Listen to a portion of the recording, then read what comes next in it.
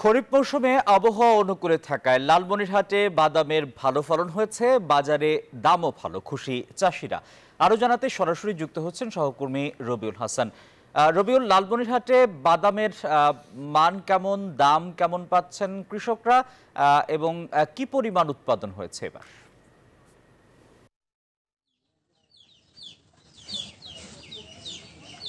ধন্যবাদ টিপু। আপনি যেমনটি বলছিলেন, লালমনিরহাটে কিন্তু আবহাওয়া অনুকূলে থাকায় কিন্তু এবারে বাদামের অর্থাৎ চীনা বাদামে কিন্তু ভালো ফলন হয়েছে এবং পাশাপাশি ইতিমধ্যে কিন্তু খরিফ মৌসুমে কিন্তু বাদাম উঠে গেছে।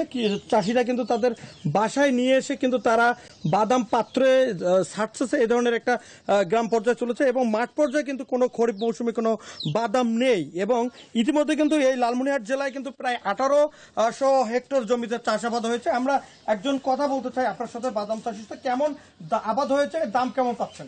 আবাদ মোটামুটি ভালো হয়েছে, দামও মোটামুটি ভালো পাচ্ছি।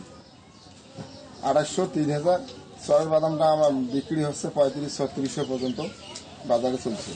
ধন্যবাদ আপনাকে। আমরা শুনছিলাম একজন বাদাম চাষির সাথে, তারা কিন্তু বলছেন যে এবারে কিন্তু প্রায় 2600 থেকে 2800 টাকা মনে বাদাম বিক্রি হচ্ছে, কিন্তু গতবারে কিন্তু প্রায় 3500 টাকা মনে বিক্রি করেছে চাষিরা।